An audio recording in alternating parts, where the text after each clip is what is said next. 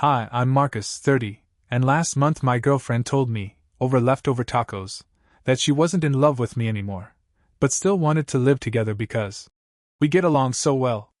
I blinked at her from across the couch. Wait, so you don't love me, but you want to stay roommates? Samantha nodded like she'd just solved world peace. Yeah. I think we work better this way. You know what's wild? I didn't even yell. I didn't cry or throw my burrito at the wall. I just sat there, stunned, while she put on an episode of Love is Blind like nothing happened. That's when I knew something snapped in me. Because it wasn't just that she didn't love me anymore. It was that she still wanted everything else. My rent coverage, my emotional support, my Home Depot loyalty card, but without the whole being in a relationship part. We'd been together for years. Moved in together during lockdown because her old place had mold, and my lease was up. We made it work, mostly because I made it work. I cooked, I cleaned, I did the laundry. She liked to say I was her emotional husband, and her domestic goddess. I laughed it off back then. Now I see it for what it was, code for free labor. The next morning, I packed her favorite almond milk into her lunchbox like always. She said, "Thanks, babe." On instinct. I said, "No problem, roommate." She froze. I smiled. That's when I decided, if she wanted a roommate, she'd get the best damn roommate she's ever had. No romance. No extra kindness. No free rides. Let the roommate games begin. The first week was hilarious.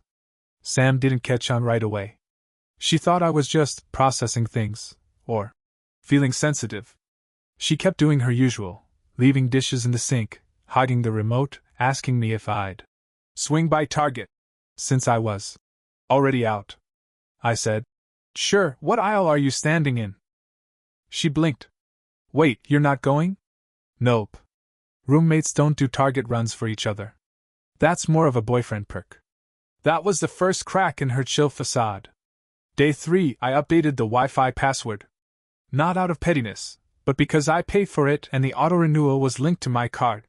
She texted me from the living room. "Hey, did the Wi-Fi go out? Need it for a Zoom thing." I replied. "New password, roommate split 50/50. She stomped into the kitchen. "Seriously?" I nodded. Figured it was time we reevaluated expenses. Roommates and all. By week 2, the vibe in the apartment had gone from post-breakup chill to passive-aggressive sitcom. She started labeling her oat milk. I started labeling everything else. "Marcus's cheese, not your pickles, hands off my hummus." She kept leaving little messes like she used to, coffee rings on the counter, socks on the couch, her weird meditation crystals on my desk. I'd gather it all up, dump it on her bed, and leave a post-it that said, "Roommate lost and found." Then came the kicker, her birthday. She'd always made a huge deal of birthdays. Last year, I planned a whole murder mystery dinner party for her and all her friends. She got mad that I didn't write a poem for her card. This year? I woke up, walked into the kitchen, and said, "Happy birthday." Then grabbed my gym bag and left. No cake. No card. No brunch. Just pure, uncut roommate energy. When I got home, she was sitting on the couch with a slice of grocery store cake and a fork. Alone. She didn't even say hi. We were only 2 weeks in, and the roommate honeymoon was already falling apart. It all came crashing down the night her car broke down. She called me while I was out grabbing dinner with some friends. I saw her name flash on my screen and thought, nope. Roommate rules. I let it ring. When I got home, she was already there, sitting cross-legged on the floor in front of the couch, arms crossed, eyes red like she'd been crying or rage-scrolling Instagram for 2 hours. "I had to Uber home," she said. "In a pool ride." "Yikes," I replied, tossing my keys in the bowl. "Was it expensive?" "You could have picked up." "Could've. But you know, I figured roommates handle their own car trouble." She stood up. "Marcus, seriously?" I was stranded. "You always used to help me." That's the key word, Sam. Used to. Back when we were together. Back when you loved me. Silence. Then she said it. "I didn't think you changed this much." That actually made me laugh. "What did you expect?" That I'd keep playing house with you like nothing changed? You broke up with me, Sam. You broke us. But you still want all the boyfriend benefits with none of the responsibility. That's not how this works. She looked stunned. Like the idea that actions had consequences had never occurred to her. That night, she microwaved leftover mac and cheese for dinner and ate it alone at the kitchen counter while I FaceTimed my friend Clara in the living room. Clara laughed at my dumb jokes, asked how my day was, and told me I looked good in blue. Samantha didn't say a word, but she definitely listened. And for the first time, she realized something. I wasn't just being petty. I was moving on. The next morning, she made pancakes. I woke up to the smell of maple syrup and desperation. There she was, in the kitchen, wearing the old hoodie of mine she used to sleep in, flipping pancakes like nothing had happened. Made extra, she said without turning around. I walked past her to the coffee machine. Nice. Did your roommate help with the batter? She winced. Marcus, can we not do this today? Oh, I'm not doing anything. Just getting my coffee. Thanks for the breakfast offer, though. I poured my mug, took a sip, and walked right out the door. 2 hours later, she texted me. Do you want to watch a movie tonight? I'll let you pick, even if it's one of those slow, depressing ones you like. I replied. I've got plans. I didn't. I was just walking around Target listening to a podcast. But it was still the truth. I had plans to not be her emotional safety net anymore. Later that week, she started hovering, lingering in the hallway, asking questions she never used to care about. How's work going?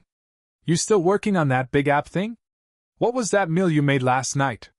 Smelled really good. Are you seeing anyone? I answered like a true roommate, polite, distant, surface level. Then, one night, I came home from the gym and found the apartment spotless. Candles lit. Jazz music playing. Samantha in makeup and a dress I hadn't seen in months. Dinner? She said, like it was totally normal. I made that salmon you like. With asparagus. I paused in the doorway. Are we celebrating something? She walked over, arms crossed in front of her. I miss you. I made a mistake. There it was. The crack in her armor. And I knew she finally realized what she'd lost. But I wasn't the same guy anymore. I looked her right in the eyes and said, Appreciate the dinner. But I already ate. She didn't speak to me for 2 days after that. Not in the cold shoulder kind of way, but in the wounded, I just realized I can't undo this kind of silence. I'd walk past her in the kitchen, and she'd freeze like she was trying to absorb my presence. She started keeping her door closed. Her usual playlists, upbeat pop, confidence anthems, got replaced with moody piano ballads that bled through the walls like a passive-aggressive soundtrack to her unraveling. And honestly, I felt nothing. I wasn't being cruel. I was just done carrying someone who let me fall. Meanwhile, my own life started expanding. I met someone. Her name was Jada. We bumped into each other at my boxing gym, literally, when I dropped my water bottle and she handed it back with a smirk and a nice footwork, champ. She was sharp, sarcastic, and had zero tolerance for nonsense. We grabbed a smoothie the next day, and I actually laughed, like really laughed, for the first time in months. I didn't tell Sam right away. I didn't have to. She noticed. Of course she did. I started getting dressed a little nicer. Leaving the house in cologne. Coming back late and humming to myself. Once, she tried to casually ask, Big plans tonight? As I was slipping on my jacket. I just smiled and said, Yup. That was the night she crossed the line. When I came back, my door was slightly cracked. I always closed it. Always. But now, it was ajar, just enough to make my stomach tighten. I walked in and found nothing missing, but my drawer was open. She had gone through my stuff. I didn't yell. I didn't accuse. I just waited. The next morning I asked, Find what you were looking for. She had the nerve to act shocked. What do you mean? You opened my drawer. I didn't. You did. So either you own up to it, or I changed the locks on a place you don't even pay full rent for. That's when she broke. I just wanted to know if you were seeing someone. I stared at her. Why? You're not in love with me, remember? She looked like she wanted to evaporate. Then she whispered, "I think I am. I think I still am." I shook my head. "Then you should have said that before you demoted me to roommate." She started trying to win me back. And I don't mean subtly. I mean full-blown, 90s rom-com, please love me again energy. One morning I found a note slid under my door. I know I said I wasn't in love. I lied to myself. "I don't want to be just your roommate. Please talk to me." Later that day, she cooked my favorite meal, chicken parm with extra garlic bread, and accidentally made enough for two. I didn't touch it. Ordered Thai and ate in my room. She knocked twice, then left the plate outside my door like a sad little offering. I stepped over it like it was just part of the furniture. But she didn't stop.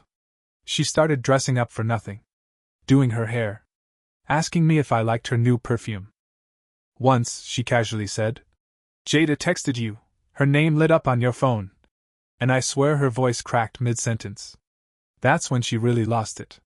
She came into the living room one night and sat down across from me, face flushed. "Can we just talk?" I paused my show. "We are talking." "No," she said. "I mean like, really talk." I muted the TV. "Go ahead." She looked at me, eyes glassy. "I didn't mean to hurt you." I was scared. Things were getting too real, too serious, and I panicked. "I thought if we stayed friends, I could still keep you close." I let that sit. Then I said, "You wanted me as a boyfriend when it was easy. Not when it was hard.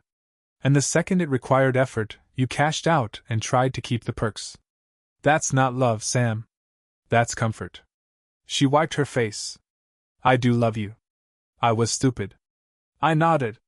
"You were. But you were also clear." And I listened. She stood up like she wanted to say more, but I turned the TV back on. She didn't speak another word that night.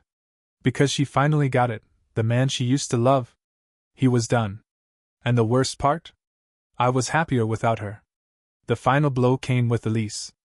See, our lease was up in 6 weeks, and Sam hadn't brought it up once. Not a whisper. "No."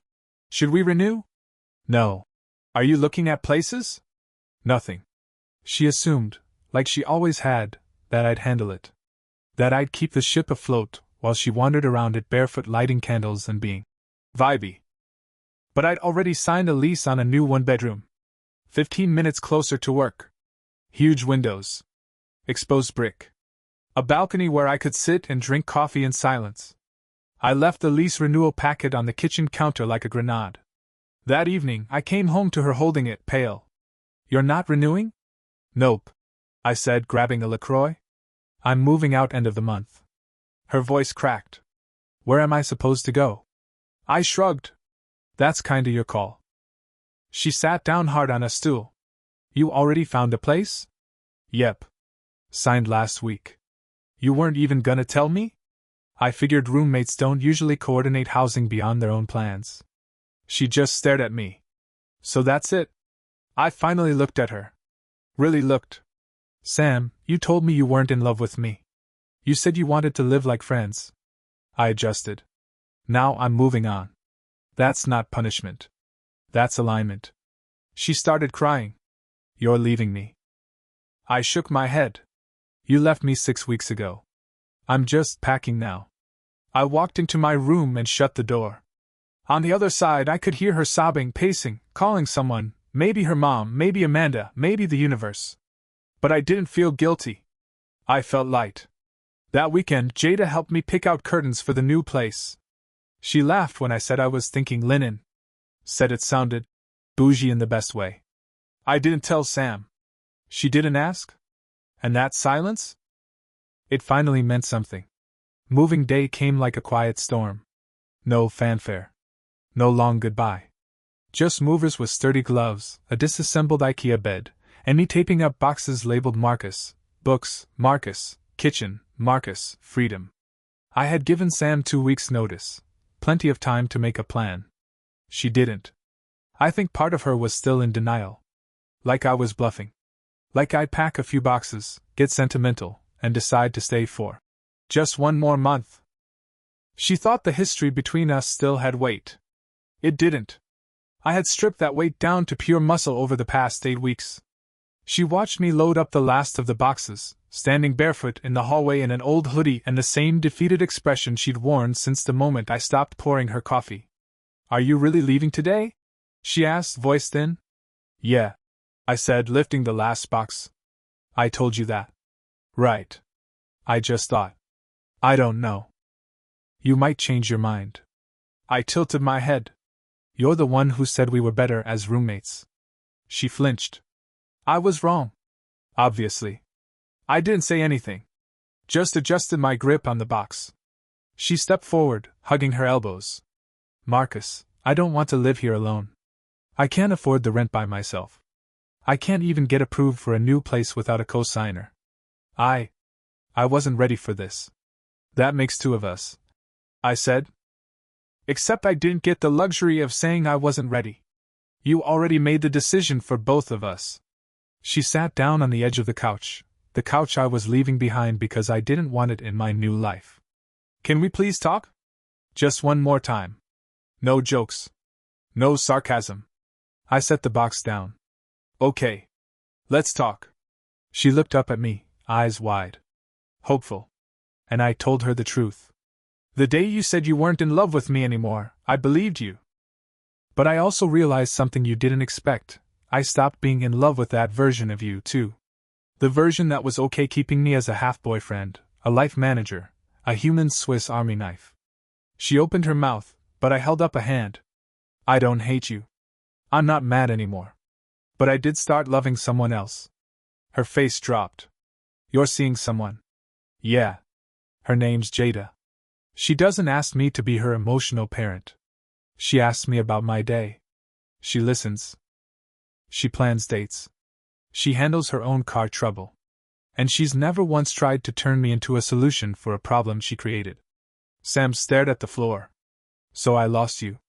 You gave me away," I said gently. "You just didn't think I'd stop standing still." She nodded, slowly. "You're really not coming back." "I'm really not." A long silence passed. Not tense, just a hollow echo of something ending. She stood up and walked to the kitchen, then came back holding the framed photo of us from our first vacation together. Lake Tahoe, 2 years ago, arms around each other, snow in our hair, no idea what was coming. "Do you want this?" she asked quietly. I looked at it for a moment, then shook my head. "Nah. That's yours. A souvenir." She laughed once, bitter and small. "Feels like a ghost." "Yeah," I said. "But sometimes ghosts help us remember not to repeat the same mistakes."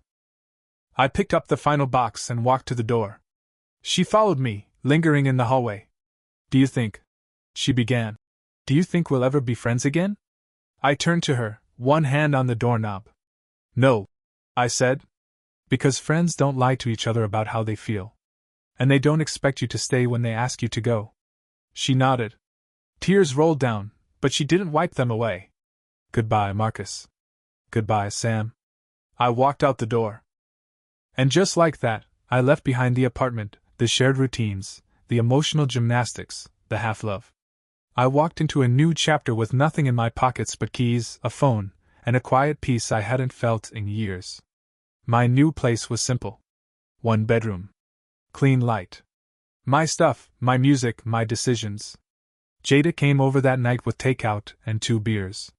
She kissed me like she meant it, like there was no confusion, no hesitation, no roommate clause in her affection. We sat on the balcony as the city glowed below us.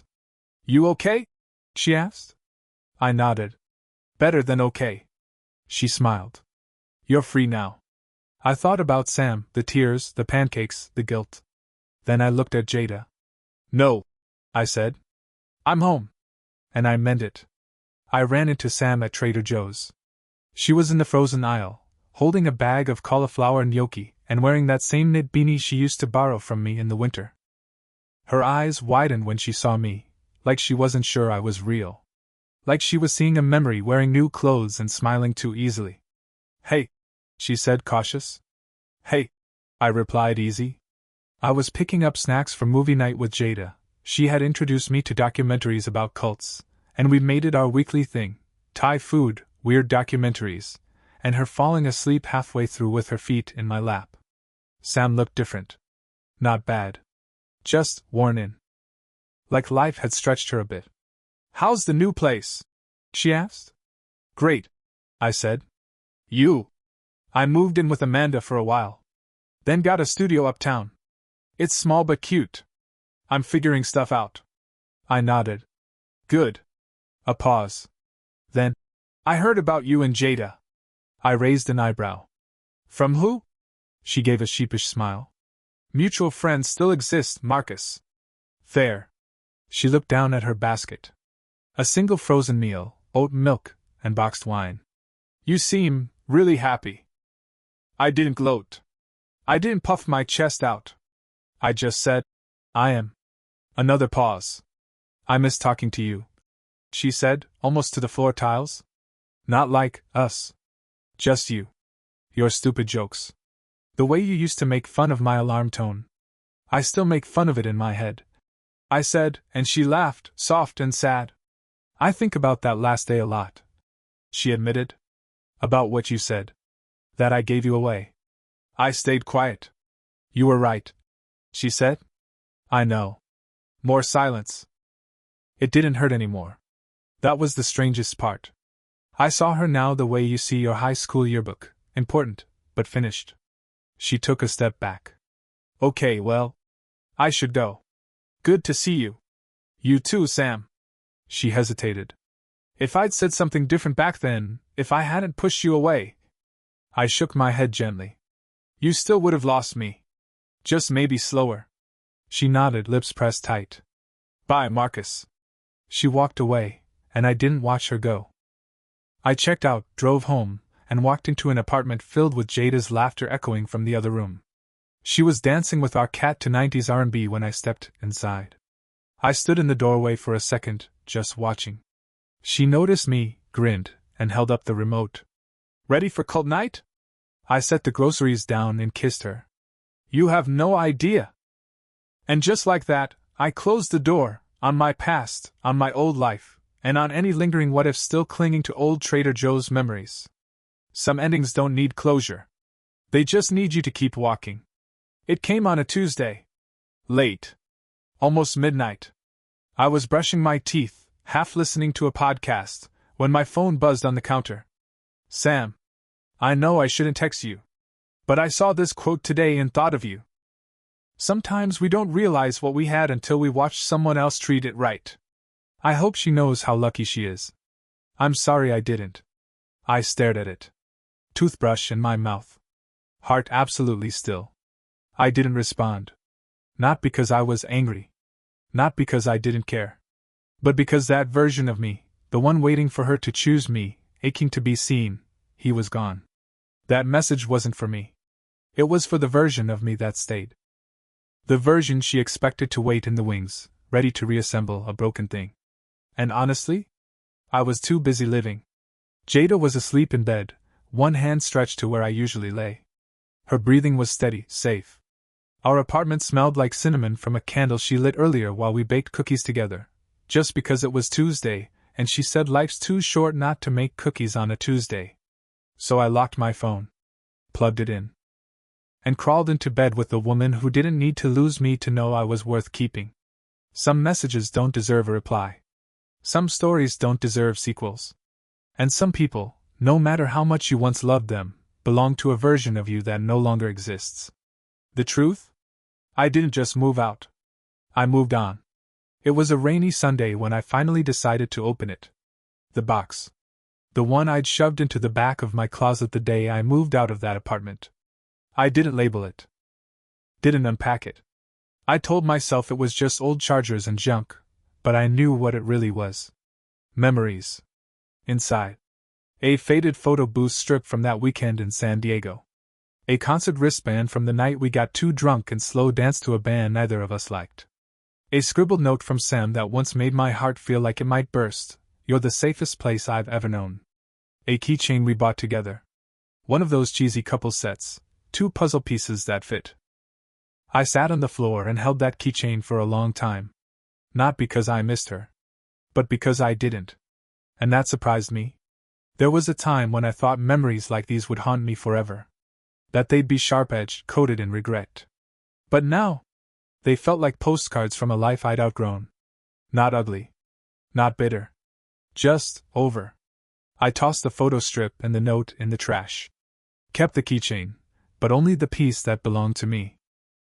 I hung it on a nail near the door, not as a symbol of heartbreak, but as a reminder. I gave someone everything once. And when they couldn't love me back, I learned how to love myself enough to leave.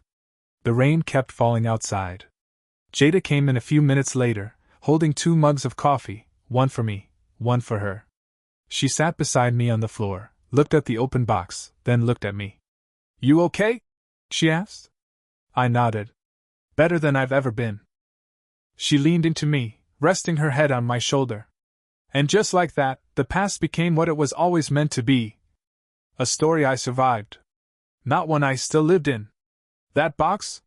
It's empty now.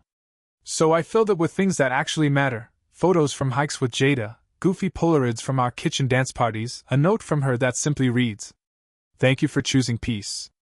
And me. Some endings come with tears. Mine came with quiet, a cup of coffee, and a girl who never made me guess how she felt. And that's the kind of story I'd choose every time.